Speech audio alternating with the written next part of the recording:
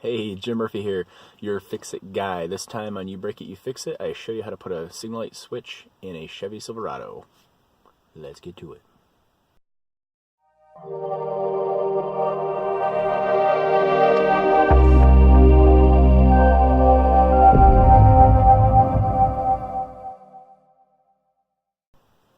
I'm putting a new signal light switch in my 2008 Chevy Silverado because every time that I turn right, the high beam comes on, which was really annoying, and I hoped it wasn't a crushed wire, and after 2 seconds of internet research, I figured out it's commonly the signal light switch, which I think this was like 25 bucks. So super cheap, really easy to replace. I mean, someone else is going to charge you a boatload of money to do it. And so I'm going to put this in so I can stop getting flipped off every time I turn right at night. Let's get to it. Okay, the thing we're trying to replace is this switch right here. So we're going to pull this lever off. It pries off pretty hard. I cheated for the video. This comes right out. Then this cover will come off. Don't use a pocket knife on this. Your stuff is probably nicer than mine. But this cover will pop open. And then you'll drop your pocket knife on the ground. The cover comes off. You can see the switch, and you can compare the new part. That's what I always do when I get stuff, is I look at the new part really closely first to see kind of what I have to get out of the way.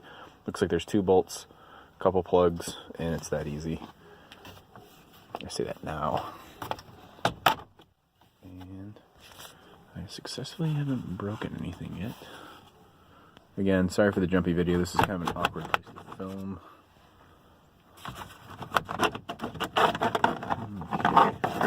And I got the bottom cover out.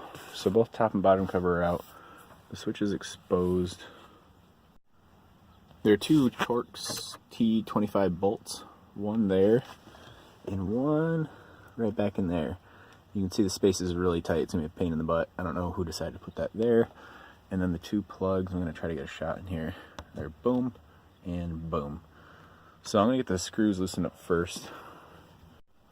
For this bottom screw that's between the steering wheel and the switch, I ended up using a pair of needle nose vice grips and a T25 bit. It's pretty ghetto, but I actually use this setup a lot of times, mainly because I'm too lazy to go get the right tools for it.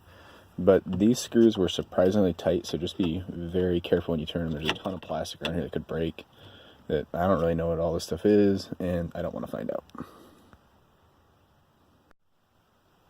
Okay, I got the screws out. This thing's ready to come out.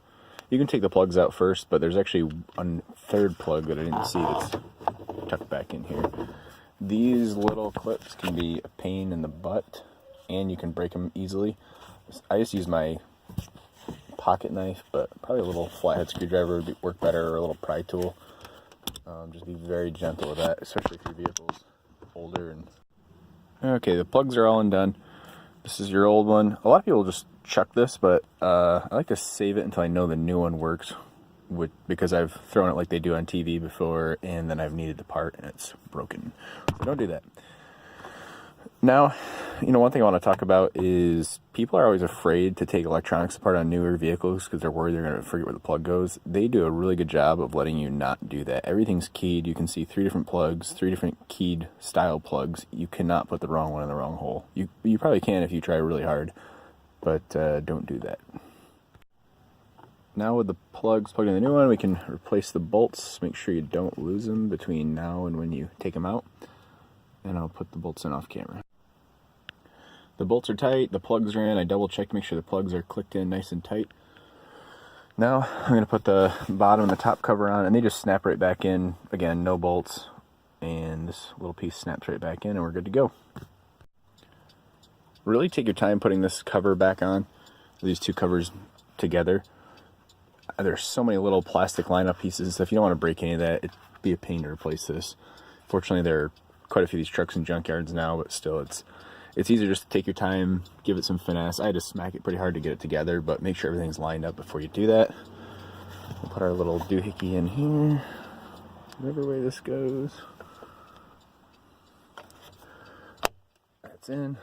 And last but not least, take the little thing off, and I'll have to give it a go. Well, that's it. The new switch is in. That took about 15 minutes. And if it doesn't fix the right-hand turn, high beam, middle finger problem, then there'll be another video. And I'm Jim Murphy, and I'll see you next time on You Break It, You Fix It.